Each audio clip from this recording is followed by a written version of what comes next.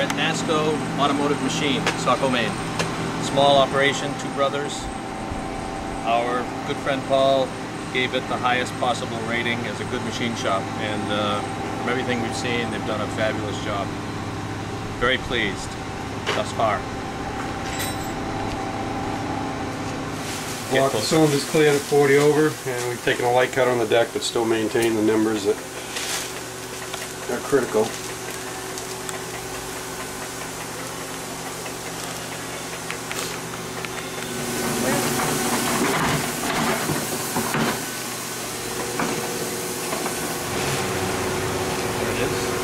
See some little traces of the Chevy orange on here. These all checked out fine. Yep. Magnum for cracks.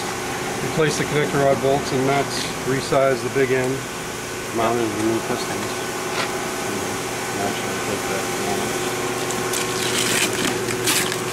Now, what happened to the old pistons, Barry? Well, remember the old pistons, because we pounded them out, we really ruined them all. Okay, and quiz question, what are those little notches called? Those are the valve reliefs. They have a special Corvette name. These right here? Yeah. No. Oh, these? Those. These eyebrows? Eyebrows. Eyebrows, Yeah. She's getting good at this. Yep. Where do we want to set it down? Right? Yeah. Can we grab that? I guess.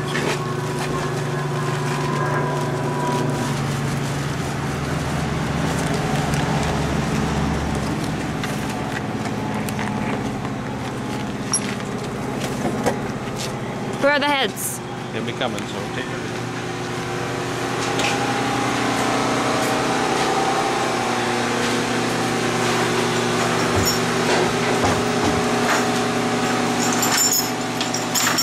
This is fantastic.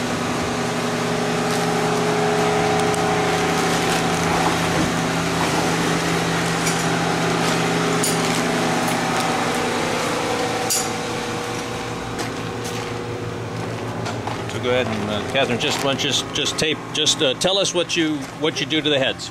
Basically, we replaced all the valve guides, installed hardened exhaust valve seats, re-machined the valve seats, replaced all the valves with new, the valve springs and the locks.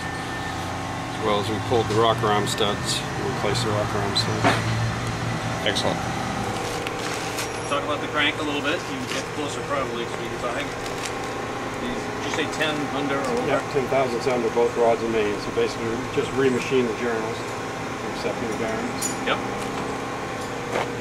And when you check this out, this isn't something you magnaflux, is it? Yep. It is? Yep. Because you can find cracks Occasionally in them? you will, yeah. Yep. Occasionally you will find problems. All right. Ours is exceptionally nice though, right? Yep. This is an unusually good crank.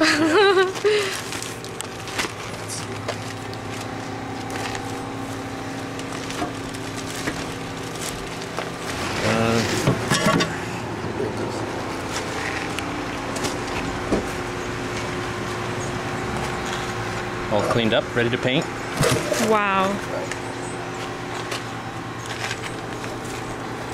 You tried to kill it, but you couldn't. I tried to save it. I did a good job.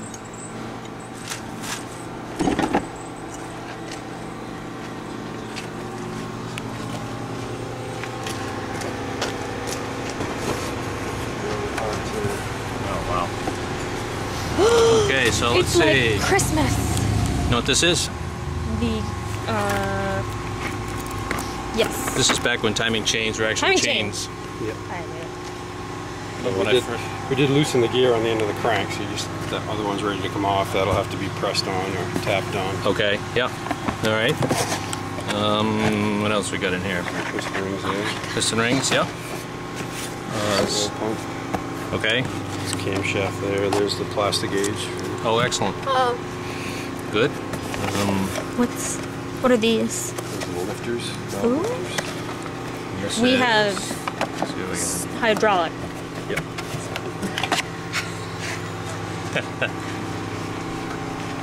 Bearings. Wow. You could spend all day walking through Saco and not find another 25-year-old female who's ever even heard the term hydraulic lifter. That's true. All right. This is the assembly lube. You want to apply that to the cam, the lifters, the bearings, crankshaft, anything you put together. Okay. And then this you're going to add to the oil when you get ready to fire it. I was reading, I think in that same book, that somebody said you should run it for half an hour at 2,500 RPM. Does that sound right? Yeah, 25 might be a little stiff. It's probably 1,500 Okay. for a half hour to break it in. Basically what you're doing is bringing everything up to temp, as well as by increasing the RPM. A lot of it is oil splash lubrication of the cylinder walls and such. So Okay. keep your RPM up so it splashes as well as splashes up onto the camshaft. All right. There's been a lot of problems with oil in the last few years, so you'll have to add that to break it in, and then you'll have to look at adding something to the oil, to maintain it. So after that initial run up in the RPMs, do I then change the oil, or? Once you get, yeah, you can run it a few times. I would change it after the initial break-in, yeah. And then from there, it's probably the first 500. Then after that, go to your regular oil change. Okay. I can't remember what the book said back then. It uses for oil. Is it still a multi-viscosity? Yeah, you'd back use a in the 10. the 50s? You'd use a 1030, 1040, whatever you. Okay. I mean, back in those days, actually, it's probably straight weight, but now the Yeah. oil's layers, like Okay. everything, it's changed a lot. All right. And I've done a lot of reading online about fuel, and there's like various opinions about these engines. They were designed to be run with lead. Of course, if you want lead, you gotta add lead. Right. Some people say just run the highest octane, which I think is 91. Yeah. Some people run aviation mixture. So I mean, I'm not. The mixture isn't a good idea. The compression ratio on this is probably only in the 9 to 1 vicinity.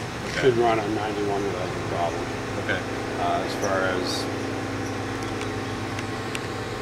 any type of additive or anything, you should be set as far as fuel goes. You Okay. definitely want to start with fresh fuel. Anything that's in there. It's just I'm going to completely drain the tank because I corresponded with a guy who there was a rust buildup that ruined his fuel pump, and Yeah. so is there anything about the boring and the oversize? Does that change anything about the? I mean, it's not. I guess it's so small it doesn't really change the cubic inches, right? I mean, it might be 284 maybe. Right, or something. exactly. Yeah, it might be 287 or something. It will change it by a couple of cubic inches, but it's not. I mean, basically, it's going to be back to original power just based on the fact that everything is straight and tight and within specifications. Okay. So the horsepower, I mean, the base engine is a 230 horse. It'll be roughly the same thing. Okay. Assembly is really just about taking your time. Right. Make sure things are right if they aren't. Right. Or they aren't. Well, I really appreciate it. I thank you you. very much. All right. Thank you very much. And, Any questions or any problems? absolutely. And we've got a little. She created a little website. It's a blog. Yeah. Where we're documenting. I've been visited by maybe 3 people, but anyway. But this guy in Florida, he visits it. So I'll do a little write-up. So probably won't bring you any business. You'll be but famous. What's that? Do you have a website? Can we link to your website? We don't have a website now. All right. Okay. Well, the people, you never know. Yep. Local people might see it and see how happy we are. You never know, you might get a little, maybe we'll end up specializing in Corvette restoration.